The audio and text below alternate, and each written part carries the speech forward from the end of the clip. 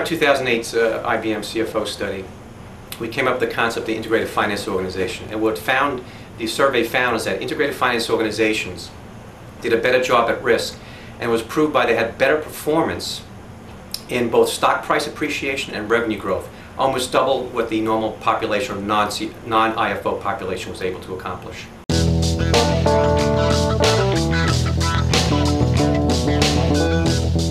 It's this governance structure. I think the CFO, based on the fact that they are, when you think about it, they're the ones who ultimately every quarter report the numbers.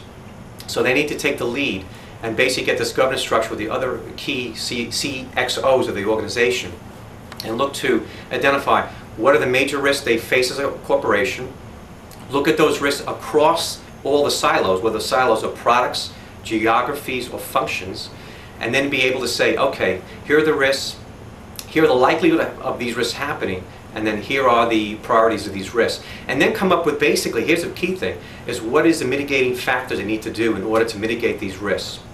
And then embed the risk into the planning, budgeting, forecasting, reporting of the organization. So it's identifying and then embedding them, reporting, the convergence again of risk and performance management.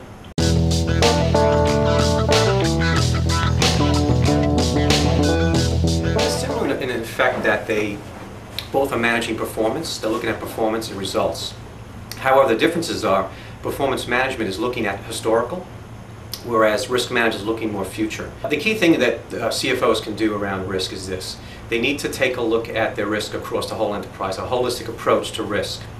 And that means identify your risks, what are the key risks you have as a company, and look at across silos, what are the risks you need to have, then prioritizing those risks and making sure which risks are more likely to happen than others.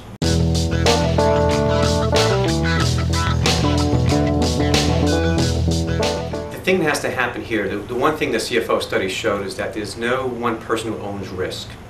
It's basically across the C-suite. You got the CFO, the COO, the CEO, the CIO. So there's a broader spectrum of people involved. The key thing here is that what it also shows that the CFO, though, is owned by 61%, felt they owned it.